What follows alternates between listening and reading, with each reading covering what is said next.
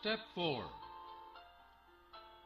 We made a searching and fearless moral inventory of ourselves.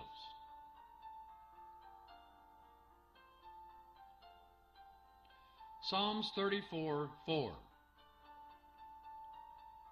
I sought the Lord, and He answered me. He delivered me from all my fears.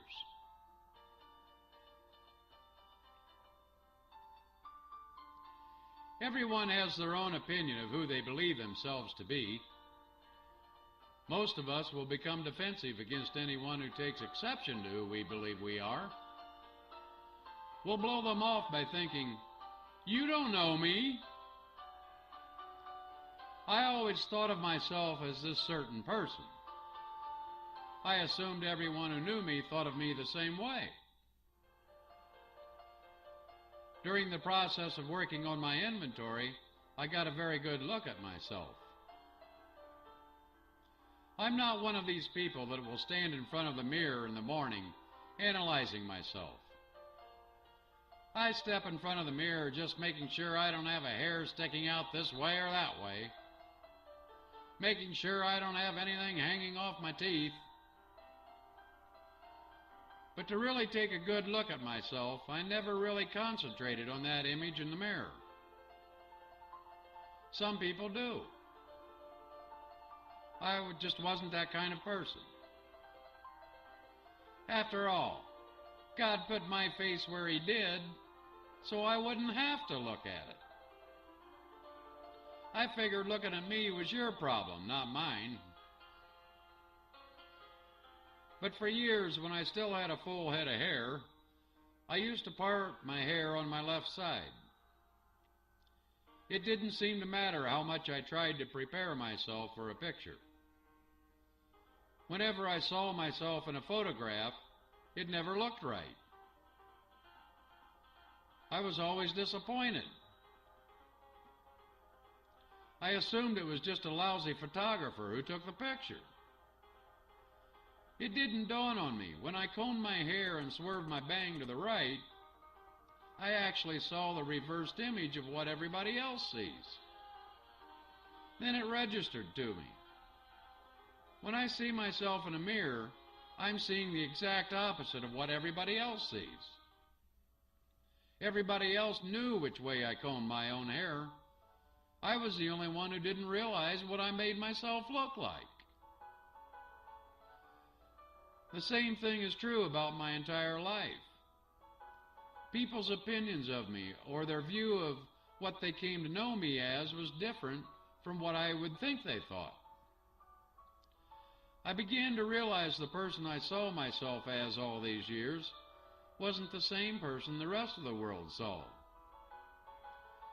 That's one of the reasons I became a little critical of people who would constantly be trying to help. They'd try to give me a suggestion and I'd think, no, you don't know me. No, that's wrong. But it wasn't wrong. They saw the things about me that I didn't see myself. That's what this fourth step is about. It's an inventory. This step required I look back into my past. I was searching for times in my life that I got angry. I identified people or conditions where I was harboring resentments. I wrote down how a specific instance made me feel. I looked at those circumstances and how I reacted in each case. My inventory allowed me to see myself and how I make decisions. My acronym for F.E.A.R, F.E.A.R, Frantic emotions appear rational. I had to overcome that fear. Now we're not talking about false emotions. We can be fearless doing this step. Go right into step 4. Don't hesitate. Don't spend time pondering, trying to develop strength. Be courageous. You're about to identify yourself. We make a searching and fearless moral inventory of ourselves. Searching is digging deep within us. Fearless. One of the struggles some of us have in doing our inventory is because almost everything we put down has a negative connotation. We're not all negative. There are positives about us too. We go through the process of looking at ourselves and how we react at other people. There are people who have done us wrong, and our inventory has to do with how we react to that. What stirs us up? We have to think about the times we've gotten angry.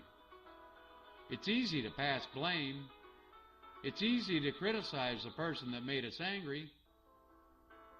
But we need to take a look at ourselves and ask, why did I allow that to make me angry? Ephesians 4:31. Get rid of all bitterness, rage and anger, brawling and slander, along with every form of malice. Psalms 56:10 through 11. In God, whose word I praise, in the Lord, whose word I praise. In God I trust. I will not be afraid. What can man do to me?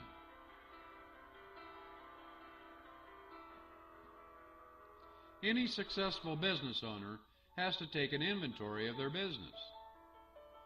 If they don't take an inventory regularly, they'll end up going broke.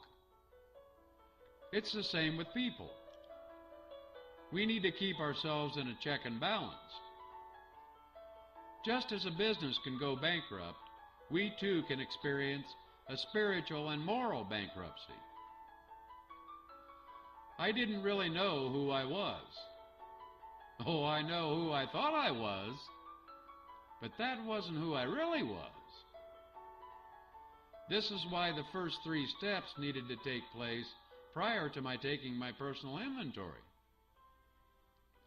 I've mentioned before, I don't always think right.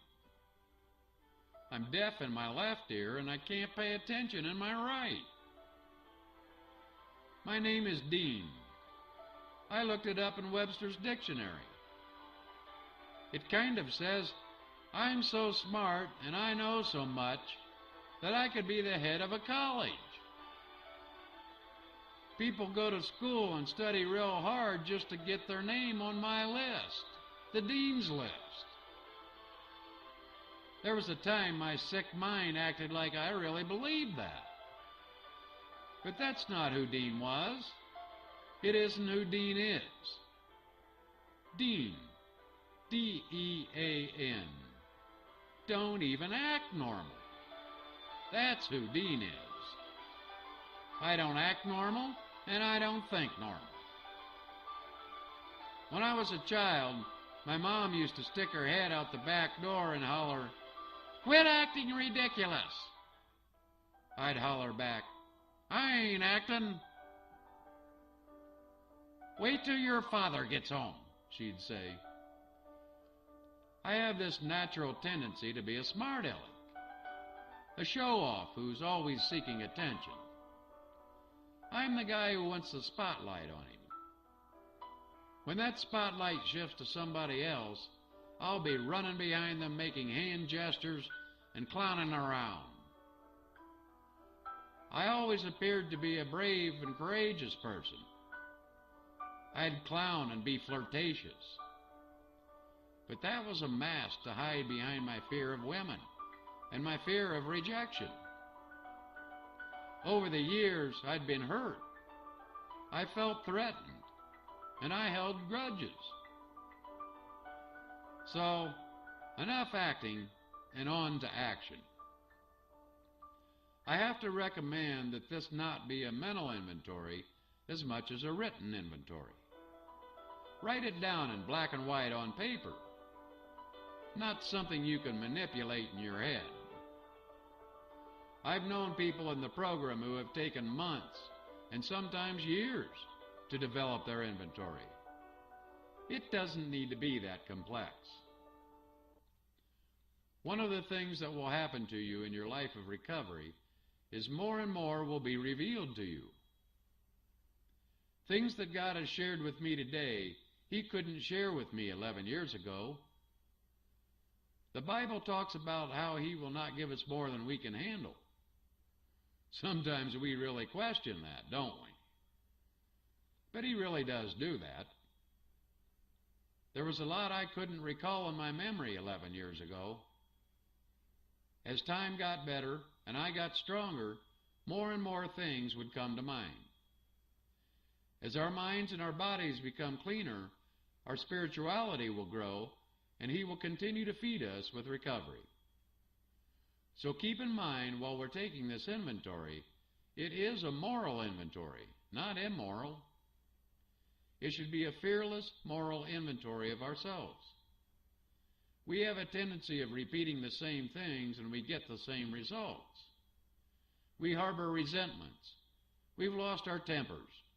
We've had failures, broken relationships, and we have trouble forgiving people who have done us wrong. It's our reaction to these kinds of examples we want to analyze. Head your paper with 4 columns. The first column titled, I am resentful at.